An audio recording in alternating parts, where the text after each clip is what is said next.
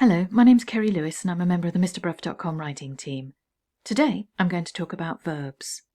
We'll revise the 3 types of verbs and then look at examples of how knowing about verbs can help with your writing.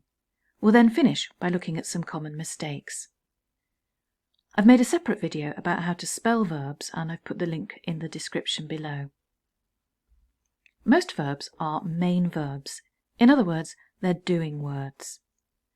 For example, shout, sit, stand, walk, talk. Most of these verbs are to do with action and movement, and they're relatively straightforward to identify. Then we have auxiliary verbs. Auxiliary verbs are to be, to have, and to do. They help the main verb. For example, I am helping my friend. Am comes from to be. I have to go. Do you like chocolate? However, sometimes to be, to have and to do are not auxiliary verbs because they don't help other verbs. For example, she is rich, he has lots of money, and I do my homework every day. And of course, is comes from to be, has comes from have. The next group of verbs is modal verbs. Modal verbs show that something is certain or possible. For example, can, could, would, might, will, must, may, shall, should, or ought to. There's a difference between saying I could do my homework and I must do my homework, or even I ought to do my homework. So those are the 3 main types of verb, and why do we need to know about them? If you choose your verbs carefully, this will help to develop a particular atmosphere in writing. In this extract, which is from Dracula by Bram Stoker, Jonathan Harker is travelling to Dracula's castle in Transylvania. Soon we were hemmed in with trees, which in places arched right over the roadway till we passed as through a tunnel, and again great frowning rocks guarded us boldly on either side. Though we were in shelter, we could hear the rising wind, for it moaned and whistled through the rocks, and the branches of the trees crashed together as we swept along. It grew colder and colder still, and fine, powdery snow began to fall, so that we and all around us were covered with a white blanket. I haven't put all the verbs in bold, just the interesting ones, which help to create and develop atmosphere.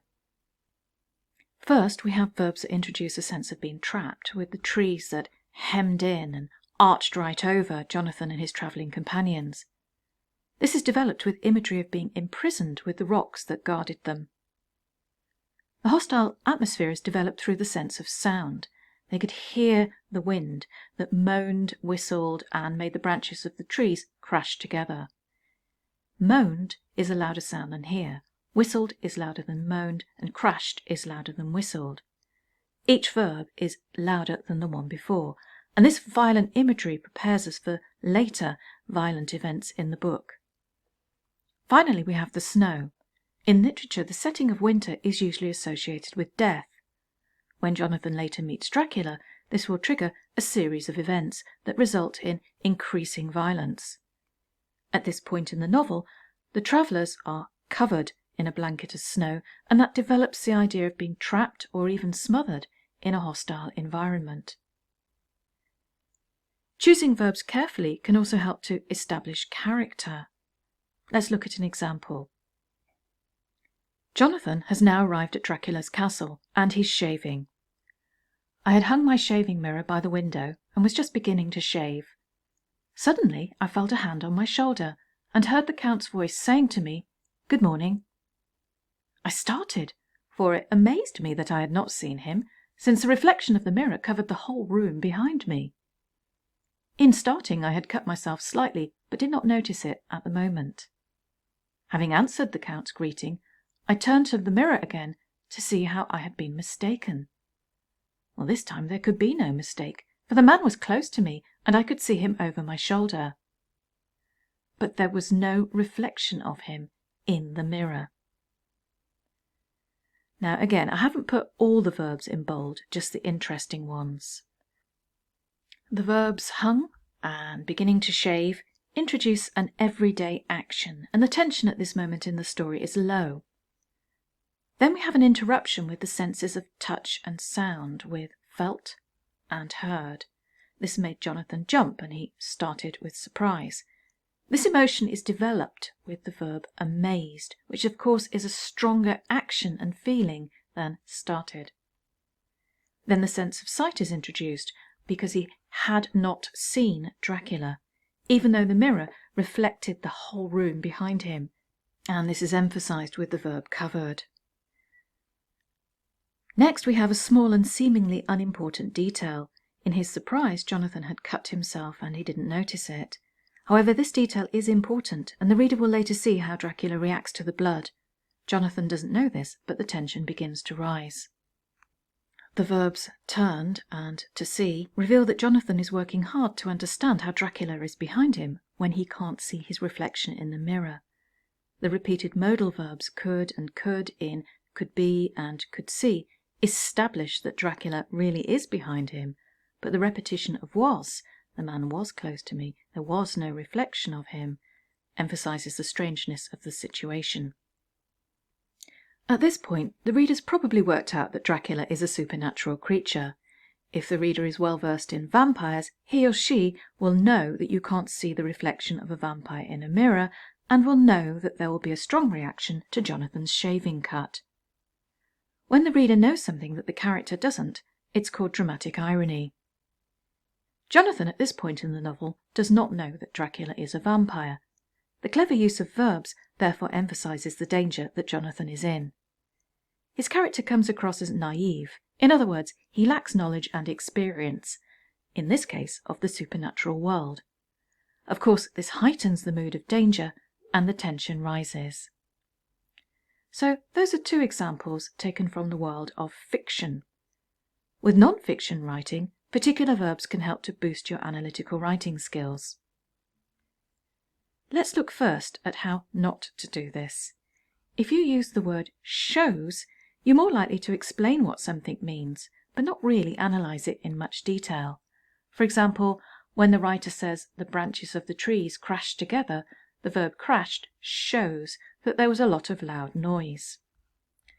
Instead of using shows, consider using these verbs.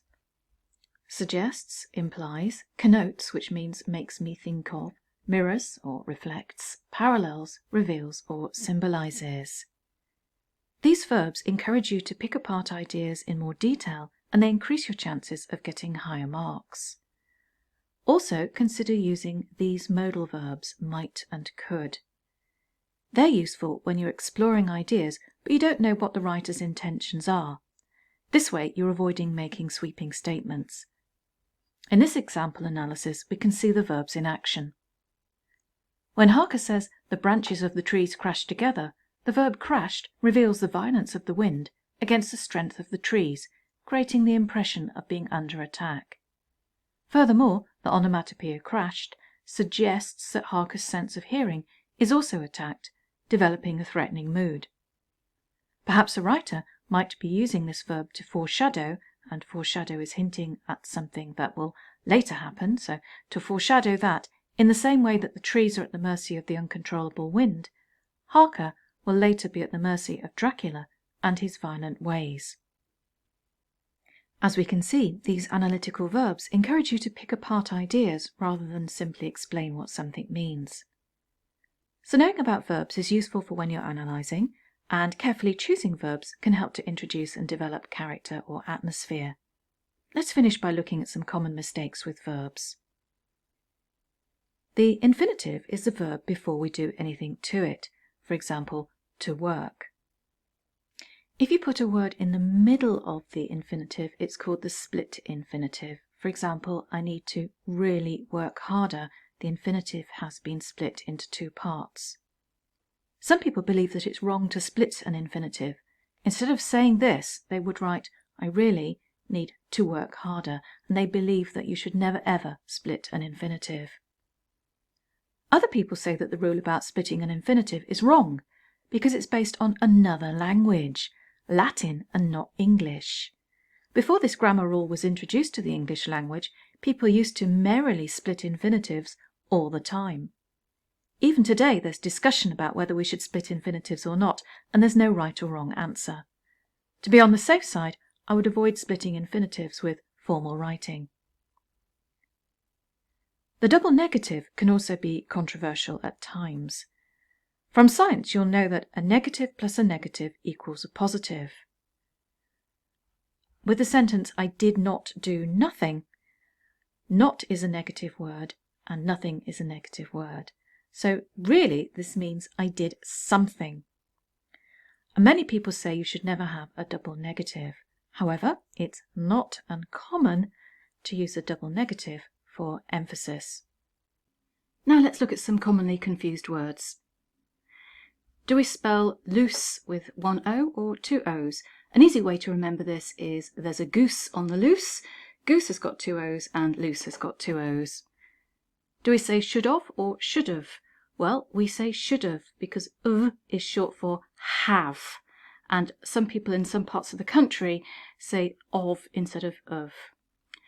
Do we say bring or take? Well, the idea of bringing is it comes here. So the dog brings a stick here. The idea of taking is there. So he takes his bag to school. He takes it there. Do we say affect or effect? One way to remember this is Raven. Remember, affect is a verb, effect is a noun. And there is an exception to this rule, and that's when you're effecting change. I hope that you've enjoyed this video. If you'd like to buy a copy of Mr. Bruff's Guide to Grammar, I've put a link in the description below. In the meantime, please like, subscribe and share, and I'll see you in the next video.